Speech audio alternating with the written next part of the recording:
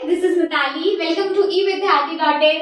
चलिए दोस्तों स्टार्ट करते हैं अपने नेक्स्ट क्वेश्चन के 9। अब क्या है इस क्वेश्चन में? वन वर्ड है, सिर्फ आपको एमसीक्यू की तरह दिया गया है। यू हैव दी 4 ऑप्शंस, आपको इसमें से जो भी करेक्ट लगता है we need to mark that. ठीक है, चलिए। What is the momentum of an object of mass m moving with the velocity v? तो यहाँ पर हमसे सिंपली सिर्फ इतना पूछा गया है कि मोमेंटम किसी भी ऑब्जेक्ट का क्या कहलाता है। अगर कोई भी हमारे पास बॉडी है, उसका मास m है, बट m से इंडिकेट किया गया है, एंड द वेलोसिटी v। तो बाय द सेकेंड लॉ हमने काफी बार एग्जांपल्स में हमने होली वाले एग्जांपल डिस्कस किया था। अगर आपने वो वीडियोस नहीं देखे हैं तो आप देखिए कि किस तरीके से हमने होली वाला जो बलून वाला एग्जांपल शेयर किया था कि उससे समझा है कि हमारा मोमेंटम किस पे डिपेंडेंट होता है। अब ये तो बहुत क्लियर है अच्छे से कि हमारा मोमेंटम मास और वेलोसिटी पे ही डिपेंडेंट है, बट कैसे डिपेंडेंट है? क्या कुछ हाफ है, क्या कुछ स्क्वायर है? तो ऐसा कुछ नहीं है, वो डायरेक्टली उन पे डिपेंडेंट है, डायरेक्टली प्रोपोर्शनल रहता है। ऑल्सो हमने ये भी सीखा था कि सेकेंड लॉ से जो हमारा मोमेंटम है वो डायरेक्टली प्रोपोर्शनल होता है टू दी फोर्स। तो वो जो फोर्स वाला है हमने फॉर्मूला सीखा है ma, उस टाइप के क्वेश्चंस भी आपको आ सकते हैं। प्लस जो भी रिलेशन हमने फोर्स और मोमेंटम के बीच में सीखा है वैसा भी आपसे पूछा जा सकता है।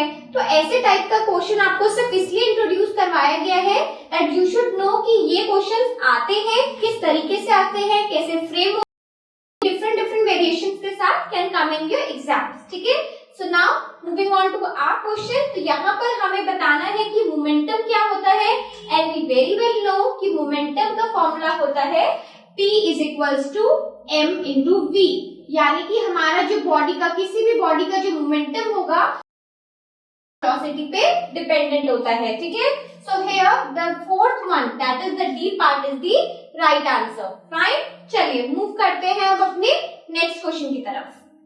चलिए अब देखते हैं हमारा क्वेश्चन नंबर 10 क्या कहता है। क्वेश्चन में क्या है?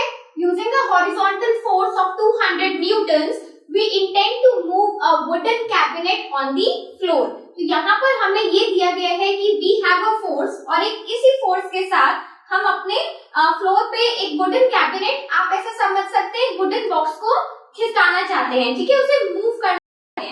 तो सबसे पहले हम इसमें क्या करते हैं, फिगर के साथ इसे पिक्चर की तरह देखते हैं कि इसमें बेसिकली क्वेश्चन में क्या हो रहा है। सो फॉर सपोज कि मेरे पास ये कोई भी वुडन कैबिनेट हो गया and now this is the floor. तो यहाँ पर उसको मूव करना है। ठीक है, again a person is being doing this, मतलब कि कोई फोर्स लगा रहा है इस पे, तो फोर्स हमेशा इसी डायरेक्शन में लगाई जाएगी जिससे कि मैं अपने जो वुडन बॉक्स को आगे मूव कर सकूं। ठीक है, चलो चेहरा भी बना देते हैं, तो बोलोगे मैम आधा अधूरा है। ठीक है, सो अब इस वुडन बॉक्स को आगे मूव किया गया है। अगर मूव किया जाएगा so then there will be a frictional force which is being applied on the cabinet. Frictional force which will be the opposing force from the floor. तो आपके फ्लोर से एक अपोजिंग फोर्स इस डायरेक्शन में आपके box पे जरूर लगनी है। ओनली दैट इज व्हाई आपका बॉक्स आगे मूव कर सकता है। ठीक है, तो यहाँ पर हमें ये बताना है, सबसे पहले हमें गिवन क्या है कि हम एक फोर्स के साथ अपने बॉक्स को मूव तो कर रहे हैं but with a constant velocity. ठीक है, तो क्वेश्चन में हमें गिवन है कि हम जिस फोर्स से अपने बॉक्स को मूव कर रहे हैं that is being applied with a constant velocity. तो यहाँ पर हमारी वेलोसिटी में देयर इज नो चेंज। तो यहाँ पर कांस्टेंट का मतलब होता है no change in the velocity.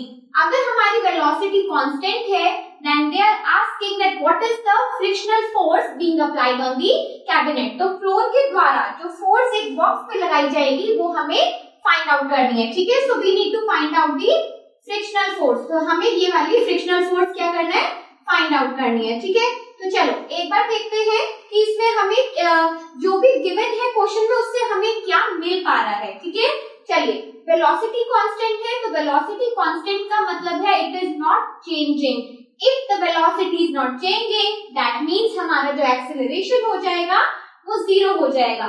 जल्दी से मुझे बता दो है कि एक्सेलरेशन हमारा जीरो होने वाला है, क्योंकि वेलोसिटी चेंज ही हम क्या निकालते हैं, एक्सेलरेशन है। ठीक है, और अगर velocity is not changing that means हमारा एक्सेलरेशन यहाँ पर जीरो हो जाएगा।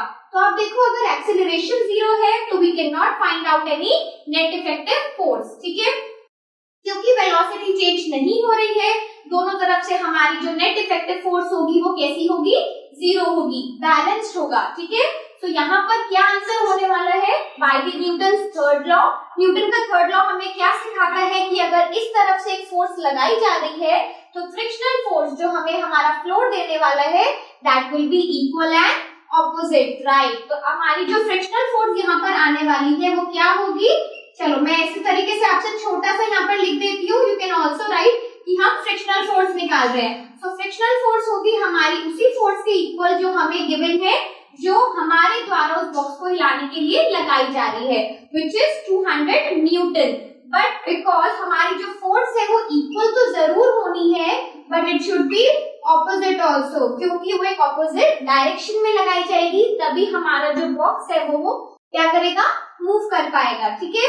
तो यहाँ पे एक बैलेंस पोजीशन है, कोई भी चीज आकर यहाँ पर एक्सर्ट नहीं हो रही है एक्सटर्नल की तरह, ठीक है। तो यहाँ पर क्या होने वाला है, एक बच्चे ने फॉर सपोज एक वुडन बॉक्स को यहाँ पे मूव करा है with the force of 200 Newton, तो हमारा जो फ्लोर एक फ्रिक्शनल फोर्स देने वाला है that will also be equals to the 200 newton but in opposite direction, ठीक है। तो आपको समझ आया कितना कंसेप्शनल क्वेश्चन था, किस तरीके से नॉलेज को चेक किया जा रहा है। थर्ड लॉ भी चेक कर लिया कि भाई कौन सा लॉ लगना है, प्लस हमें ये भी पता चला कि बैलेंस फोर्सेस हैं। तो देखो कैसे साथ साथ में ना कितना कॉन्सेप्ट चेक कर लिया है। कहने के लिए क्वेश्चन बहुत आसान है, कोई कैलकुलेशन नहीं करनी है, बट यहीं पर आपकी नॉलेज चेक की जाएगी कि कौन सा न्यूटन्स लॉ लगाया गया है और कैसे हमें अपने क्वेश्चन को डिकोड करना है कि वेलोसिटी अगर कांस्टेंट है तो उससे हमें क्या फायदा मिल सकता है, ठीक है। So be prepared with this type of questions also. अगर आपको ऐसे कोई भी और क्वेश्चंस डिस्कस करने हैं तो मुझे मेरे कमेंट सेक्शन में जरूर बताइए, ठीक है। So after then keep learning, keep doing, bye.